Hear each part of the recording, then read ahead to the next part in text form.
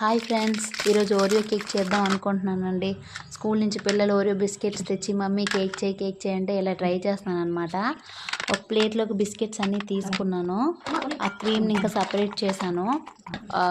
మిక్సీలో ఈ బిస్కెట్స్ వేసుకొని పౌడర్ చేసుకోవాలండి. అందులో ఏమో పాలు అండ్ ఈనో వేసుకొని ఇంకా మిక్సీ పట్టుకున్నాను. దాన్ని ఒక సైడ్లో పెట్టానండి. గ్యాస్ పైన కుక్కర్లో స్టాండ్ పెట్టేసి మూత పెట్టి కొద్దిసేపు వేడి చేయాలండి. తర్వాత దాన్ని సిమ్లో పెట్టి ఈ మిశ్రమాన్ని ఒక గిన్నెలోకి ఆయిల్ అప్లై చేసుకున్నాను. ఇంట్లో నెయ్యి లేదనమాట. అప్లై చేసుకొని అందులో కొద్దిగా మైదా చల్లుకొని అందులో ఈ మిశ్రమాన్ని వేసేసానండి. ఇప్పుడు ఈ కుక్కర్ వేడెక్కింది కదా, ఇందులో పెట్టేశాను. పెట్టి మూత పెట్టేసి 20 మినిట్స్ అండి, సిమ్లోనే ఉండాలి.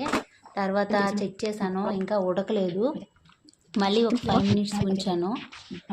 ఓకే అండి, ఇప్పుడు ఉడికిపోయింది. దీన్ని తీసేసి పక్కన పెట్టాలి. చల్లారొక ఒక ప్లేట్లో వేసుకోవాలండి. అప్పటికల్లా బిస్కెట్స్కి 2 కలర్స్ తెచ్చారు క్రీమ్, ఒకటి బ్రౌన్ ఒకటి వైట్ అనమాట. బ్రౌన్ కలర్ది ఏమో మెల్ట్ చేసి క్రీమ్లా చేశానండి, వైట్ కలర్ది బాల్స్ చేశాను.